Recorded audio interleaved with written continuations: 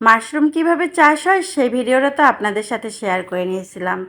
আর এখন এই যে বাকি মাশরুম ১ কেজি আমি রেখে দিয়েছিলাম, সেই মাশরুমটা কিভাবে আমি ফ্রোজেন করলাম সেটাই আপনাদের সাথে শেয়ার করে নিচ্ছি। হাই এভরিওয়ান, আসসালামু আলাইকুম। সবাই কেমন আছেন? ভিডিওটা অবশ্যই সবাই দেখবেন। আপনাদের জন্য ভিডিওগুলো তৈরি করি।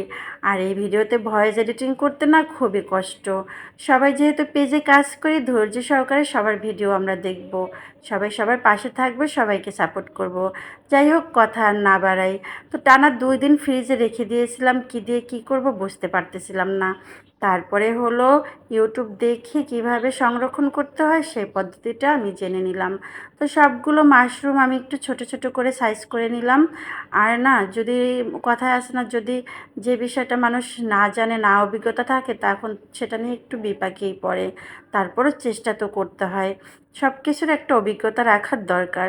যাই হোক, মাশরুমগুলো যখন ছোটো ছোটো করে নিয়ে ধুতে গেলাম, তখন দেখলাম পানি লাগার সাথে সাথে মাশরুমগুলো না একদম সিদ্ধর মতো নুয়ে নুয়ে গেছে কেমন জানি। এই যে দেখুন, একদম প্রতিটাই মনে হয় যে একদম সিদ্ধ করে ফেলছি আমি। তারপরে আর কি করার, আমি একটু ইউটিউবে দেখলাম যে হালকা একটু ভাপ দিয়ে ঠান্ডা করে ফ্রোজেন করে রাখতে হয়। যাই হোক, আমি সেটাই করলাম। আগে থেকে পানিটা ফুটিয়ে নিলাম, তারপরে সে ধুয়ে রাখা মাশরুমগুলো দিয়ে দিলাম। তো ধুয়ে নিয়ে তারপরে হলো আবার ফুটিয়ে নিয়ে তারপর আবার আমি একটা জালির ভিতরে করে ছেঁকে নিয়ে সেগুলো আবার ধুয়ে নিয়েছিলাম। এরপর যে শক্ত শক্ত সাইডটা আছে সেটা আমি আলাদা করে বেছে নিলাম। কারণ হলো এগুলো দিয়ে আমি স্যুপ তৈরি করব, সেজন্য আলাদা করলাম শক্ত শক্ত যে সাইডটা ছিল ওটা।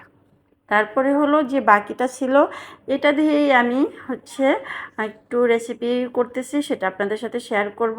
তো এই রেসিপিটা করার জন্য মাংস রান্না করতে করতে যতটা মানে মশলার দরকার হয় সেই পরিমাণ আমি সব রকমের মশলা দিয়ে খুব ভালো করে মানে মশলাটা কষিয়ে নিয়েছি।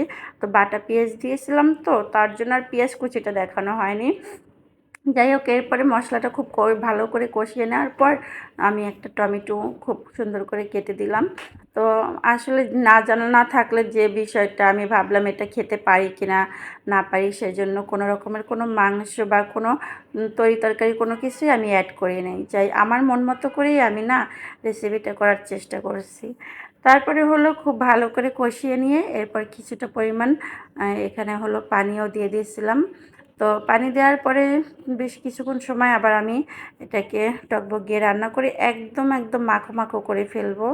তো আসলে খেতে ভালোই লাগছিলো। লাস্টে একটু জিরা গুঁড়িও দিয়ে দিয়েছিলাম, কারণ একদম মাংসের মতো করে রান্না করছি। তো আপনারা কিভাবে রান্না করেন কমেন্ট করে কিন্তু অবশ্যই জানাবেন। ভিডিওটা ভালো লাগলে লাইক, কমেন্ট, শেয়ার